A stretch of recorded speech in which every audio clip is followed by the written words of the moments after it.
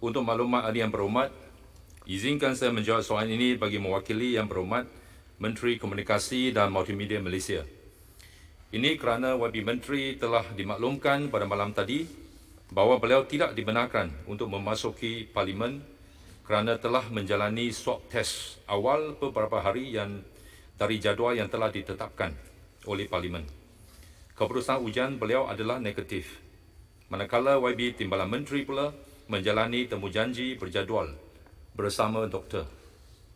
Untuk maklumat yang berhormat, Kementerian Komunikasi dan Multimedia Malaysia sentiasa menghebahkan usaha-usaha kerajaan bagi membendung masalah penyebaran berita palsu, terutamanya berkaitan pandemik COVID-19 yang telah menimbulkan panik dan menggugah ketenteraman awam. Kementerian melalui agensi-agensinya seperti RTM, Japan, SKMM dan juga Penama berterusan melalui platform masing-masing memberikan info-info yang tepat dan tulen berkenaan dasar-dasar kerajaan. Antara tindakan-tindakan yang telah dilaksanakan adalah seperti berikut. Program Info on Wheels, IOW, iaitu program turun padang dengan membuat hebahang dan penerangan terus ke peringkat agak umbi mengenai langkah-langkah pencegahan wabak agar masyarakat lebih faham dan mendapat maklumat yang tepat. Program ini melibatkan semua pemimpin masyarakat dari seluruh negara. Media sosial rasmi Kementerian. Isu penyebaran berita palsu turut disangkal dengan perkongsian maklumat yang sahih mengenai kenyataan media dan liputan berita atau video daripada RTM dan Penama. Bagi tempoh Januari hingga Oktober 2020, sebanyak 987 hantaran atau posting menggunakan maklumat daripada Kementerian Kesihatan Malaysia, Jabatan Penyiaran Malaysia dan Penama untuk dihebahkan di semua sosial media rasmi Japan. Paparan elektronik atau billboard.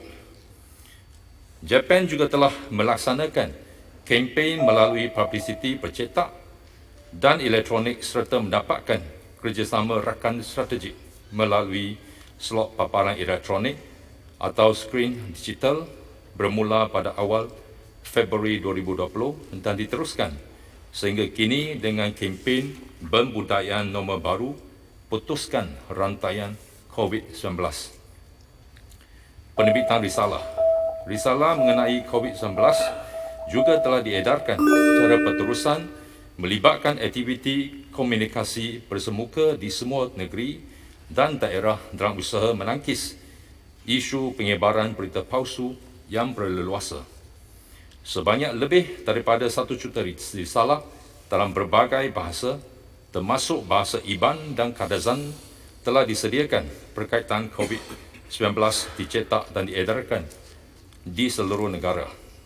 RTM juga telah menerbitkan rancangan Pastikan Sahih yang bersiaran setiap Isnin hingga Jumaat pada jam 6.30 petang di saluran berita RTM My Free View 123 bagi memberikan maklumat yang benar dan membetulkan maklumat palsu yang tular. Kementerian juga telah menubuhkan pasukan respons pantas ataupun PRP pada 24 Mac 2020 bersama Majlis Keselamatan Negara, Suruhanjaya Komunikasi dan Japan. Minta rumuskan masa telah tamat.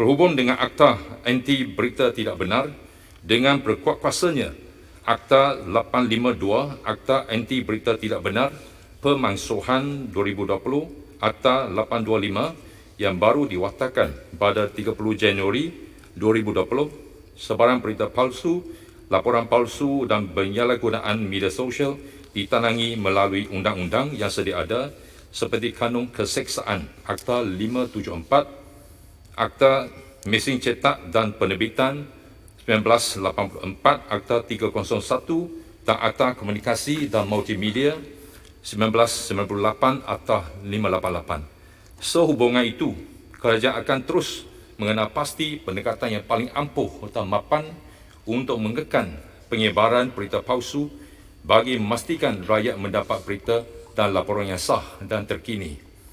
Pada masa yang sama juga, Kementerian menyarankan seluruh rakyat untuk bertindak menerangi penyebaran berita palsu yang boleh menyebabkan keadaan gusar dan mengancam ketenteraman awam. Nasihat dihebahkan melalui pelbagai pesanan khidmat awam dengan mesej tidak pasti, jangan kongsi. Sekian, terima kasih. Terima kasih. Sila Araf jika ada soalan tambahan. Yang Mohd Speaker, soalan tambahan. Berita palsu telah menumbangkan sebuah kerajaan BN, dan berita benar telah menaikkan sebuah kerajaan Perikatan Nasional.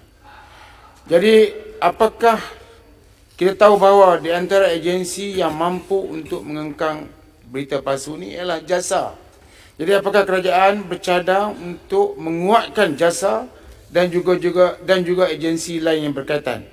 Yang keduanya, adakah kerajaan setuju bahawa ketiadaan undang-undang yang bersifat tegas berkaitan berita palsu telah meletakkan Malaysia di kedudukan tercorot berbanding negara-negara lain yang mempunyai undang-undang khusus bagi menangani masalah penyebaran berita palsu? Contohnya, kerajaan Singapura telah memperkenalkan rancangan undang-undang perlindungan daripada kepalsuan dan manipulasi dalam talian (POFMA).